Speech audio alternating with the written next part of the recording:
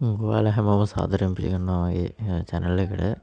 මේ අපොස සාමාන්‍ය පෙළ විභාගේ මේ දවස්වල පැවැත්වීගෙන යනවානේ. ඉතින් මේ ඒකේ ගොඩක් අය කියනවා පේපර් අමාරුයි. එහෙම ඉතින් හැමෝම හැම විභාගෙදී ඔක කියනවනේ හැමෝම. ඉතින් සාමාන්‍ය තත්ත්වය බැලුවහම සාමාන්‍යයෙන් S පාස් එක දෙන්නේ 35න් උඩ. සාමාන්‍ය දෙන්නේ 35න් උඩ.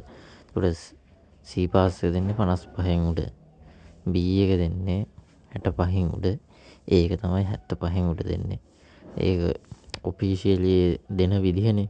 ඒ දෙන විදිහ තමයි ඒක සාමාන්‍යයෙන් ඒ මට්ටම දෙන්නේ.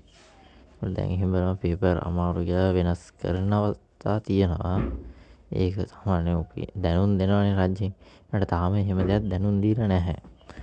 ඒතකොට ගිය පාරත් එහෙම වුණා කිව්වට එහෙම තිබ්බේ නැහැ. ඒත් බය වෙන්න එපා. කියන්නේ දැන් පේපර් බලන අය ඉන්නවනේ.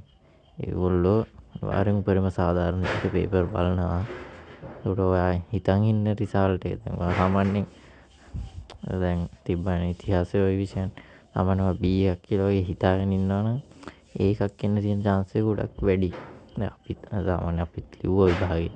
ඔය ලිව්වෙන්ද අපිට තේරෙනවා. ඒ කියන්නේ අපි හිතන් හිටියට වඩා හොඳ රිසල්ට් එකක් අපිට තිබ්බා. පේපර් බලන අය කිසි සේත්ම අසාධාරණයක් කරන්නේ නැහැ ඔයාලට. අනිවාර්යෙන් ඔයාලට හොඳ විදිහට හැමදේම වෙනවා. ඔයාලෝ අසාධාරණ නැති විදිහට බලනවා. ඔයාලා කිසි දෙයකට බය වෙන්න එපා. තාම එහෙම දැනුම් දීලා නැහැ. රිසල්ට් එක අඩු කරනවද නැද්ද? මොකුත් නැහැ. ඔයාලා හොඳට පාඩම් කරලා විභාගෙට මුහුණ දෙන්න. ඒතර ඔයාලට එහෙම පාස් වෙන ලකුණු සීමාව ගැන දැනුම් දීමක් දුන්නොත් මම මේ channel එකේ දාන්නම්. අනිවාර්යයෙන්ම subscribe කරලා තියාගන්න. ඔයාලා bell icon එකත් ඕල් කරලා තියාගන්න. මම ඉස්සරහට මේ ගැන වීඩියෝස් දාන්නම්.